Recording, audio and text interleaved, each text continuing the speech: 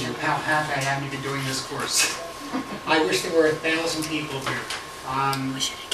My mom and I, who's sitting in the back, were investors with Bernard Madoff for about 20 years. But what happened to us and kind of what happened to you. And sort of the impact of what this did to people, who was involved and what they really look like, and not the stereotype that's on TV. And also to some degree, to make you a little more wary of what our U.S. security system is really like and how much protection you really have and really do not have. So here's what we're going to talk about. In weeks 1 through 5, you're offered an investment opportunity, very much like what happened to us. Very much like the kind of investment opportunity that my mom and I and about 100,000 other people were given. The second one is the Madoff fraud. Just a little bit of background data on it. What it was, how it started. Not a detail at this point, but as we get into it, you'll see a lot more about how he did it and who was really involved. And some of that is how it worked, who was involved, follow the money, which is the thing that we always say. If you follow the money, you'll find out what really happened. And then the victims, organizing. As I said, in the United States, there's somewhere between 50 and 100,000 Madoff investors. In Europe, you've since found there's somewhere around 200,000.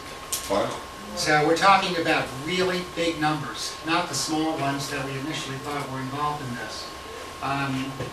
In week 6, winners and losers, and I'm going to address your point about clawbacks and things like that and people being sued.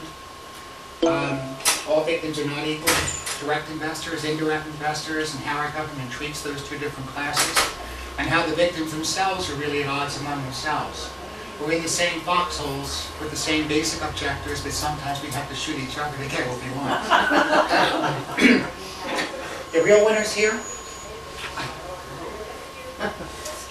We're running low. There's couple seats left. Taxes, both state and federal. And you're going to find who really won here. And the really big winners weren't the charities. The big winners weren't the special people who were really in the know. The biggest winner in this whole thing by far is the Internal Revenue Service. They got more money out of this than anybody else. And they're not being caught back. Week 7 and 8, legislation, the SEC and IRS investigations. And this is important, by the way, because on March 22nd, if you can put it down on your calendar, Kathy Watson's going to be here. She's from our state of Pennsylvania House of Representatives. And I'm trying to get Mr. Fitzpatrick, the newly elected representative for this district, to come in to replace Patrick Murphy. So I've been emailing, calling, and now threatening. If you don't show up, I'm going to call the press because Patrick Murphy gave me time and you're not. So that was yesterday's phone call. I'll show you the email that I sent to him. You can all email them too and say, show up, we're in the class. You're going to find out, getting to our politicians is almost impossible. We have spent, my mom and I, at least 1,000 letters, emails, and phone calls over 2.5 years. Every member of the state, the state and the federal banking and finance committees, every member of the state of Pennsylvania, every single representative, both senators, and we've talked to one person, Patrick Murphy. That's it. That's really it. And that's after literally 1,000 hours. You know, Fitzpatrick has a committee assignment which is right on top of this. I know he does. Oh yeah. He's a really important character at this point, Press. Week 9, Civic Insurance, and we're going to compare Civic to FDIC insurance, and you'll kind of see how they're the same, and how they're really different, and how protected they really are. SEC reform, some of the things that are happening, supposedly happening from our government at least anyway, and whether things are changing to stop this from happening again. And if you read the Wall Street Journal, you're going to find that these things are happening all the time. There's Ponzi schemes of all kinds and all types. The thing that makes this one different with Madoff is that it went on for decades. And it happened under the nose of the SEC. They investigated him 6 times. Multiple opportunities. And there's actually a great article yesterday in the paper about the SEC investigators of Bernard Madoff and where they are today. And almost all are working for private industries, making salaries of like $2 million plus. And they failed miserably in this case. So in some ways, the SEC is really a stepping stone into private industry. And the way you get really good jobs in private industry is don't step on anybody's toes. The effect of the press, really important, and we'll talk about that. We have the notoriety of being myself and over 6,000 newspapers worldwide. My mom will have a really interesting story to tell you later about Russian TV. We'll cover that. Week 10, continuing frauds. We'll talk about some of the things that are happening today, where the FBI and the SEC has been successful in stopping things and where they have not. The new Dodd-Frank Act that's supposed to be the Investor Protection Act, which is a change to 1970 legislation to really make the markets more open, more transparent, and more secure. And then whistleblower legislation, what it means. What are you going to learn? Okay. How the biggest financial crime in the history of this planet, or as far as I know any other planet, ever really occurred. Who was involved, their job functions, and really what their responsibilities were. And I think you'll be surprised at the family members in particular in what they did and what they knew. A lot of you know that Mark Madoff committed suicide. And I'll be honest with you, I was really unhappy about that happening. I was really distressed. He has 2 young children. And those 2 young children are going to grow up without a father. And he didn't stop this fraud by 1 second. His wife will now deal with it alone, facing all this litigation. The likelihood is that Mark Madoff would have never put in 1 second in prison. I'm not even sure anyone besides Bernard Madoff will ever serve much time in prison as a result of this. But Mark left his wife and 2 kids alone. Very sad. Why the government watchdog institutions failed to discover the fraud. We're going to go through all 6 investigations. I'll show you what they were told and what they did as a result of the information they had. The influence of the press in educating the public, and unfortunately sensationalizing this fraud. For a while, our phone rang off the hook as reporters called us right and left. And now we have to call them. I'm really distressed. The difficulties faced by innocent investors with the SEC, CIPIC, the trustee, legislators, and the press. That everyone has an agenda, certainly we do too. Fairness is one of them. Education is another.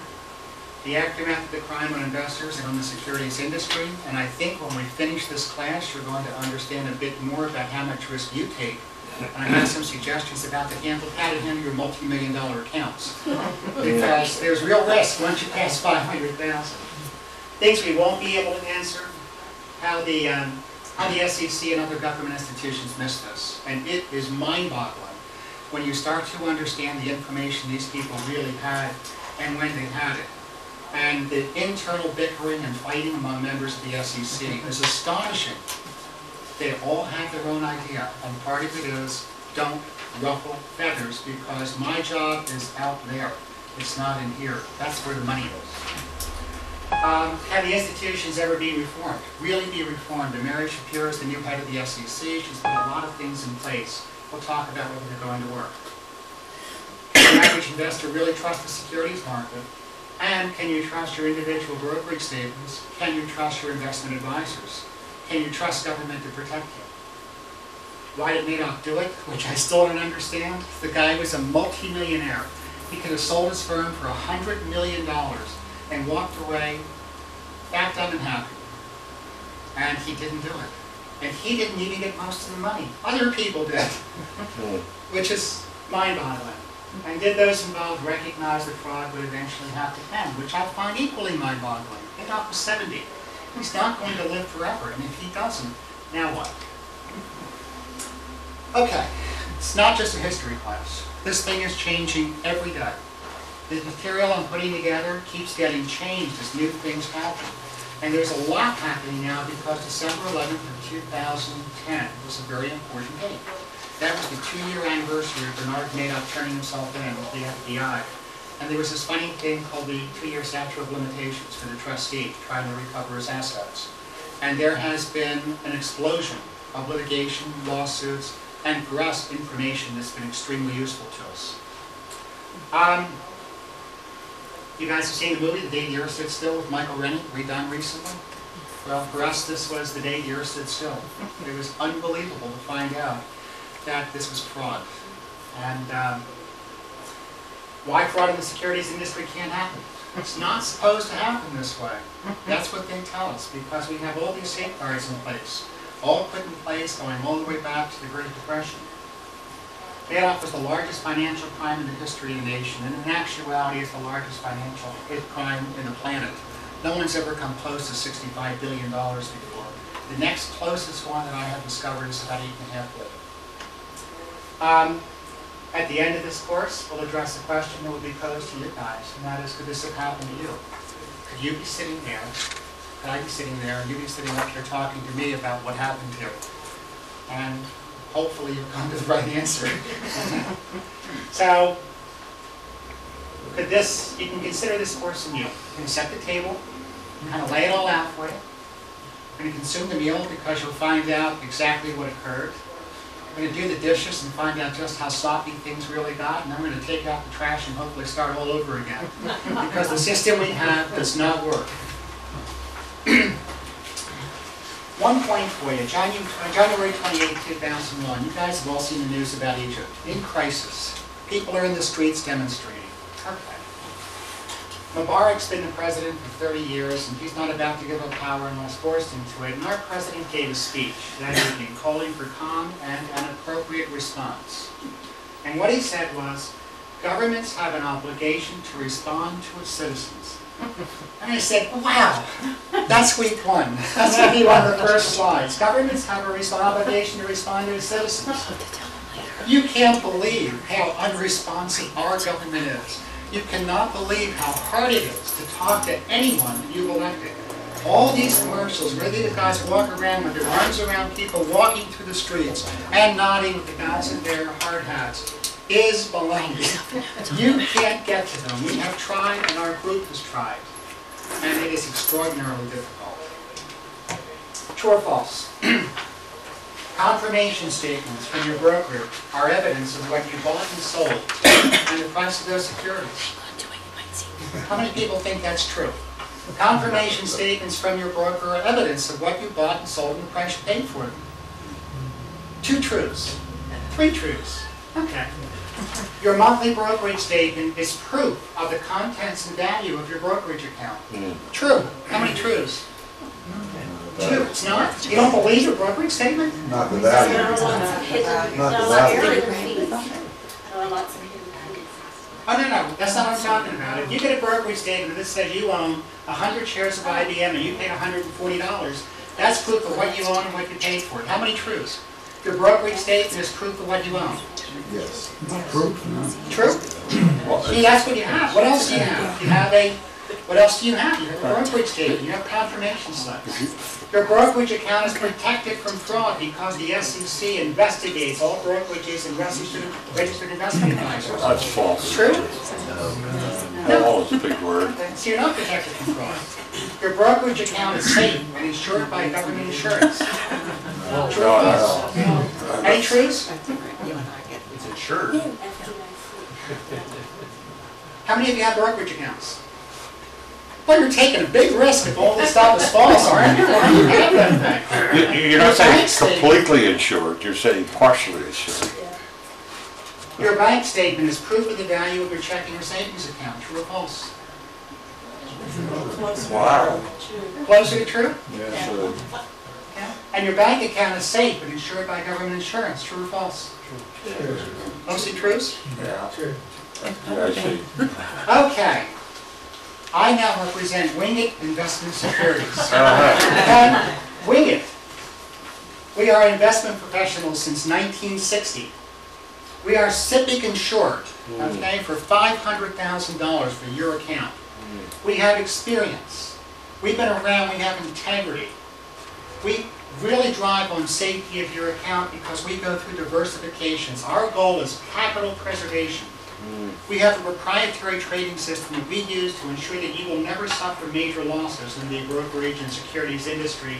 And we have a 40-year track record of producing these kind of returns.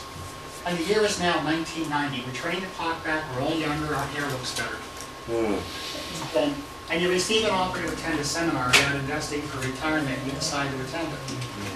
And here's what you find out about Wingit. The principal comes out. Very much like me, very affable, very personal, very well informed. Mesmerized. And you're mesmerized. Oh, you're going mesmerized. by the very convincing and entertaining presentation given by the principal of Wingate.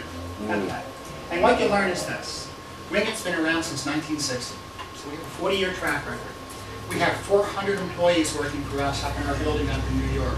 400. We are the largest, one of the largest money market makers on Wall Street. We trade $1 trillion a year in stocks for ourselves and others. We are basically a clearinghouse for some of the large firms like Vanguard and Fidelity and Janus.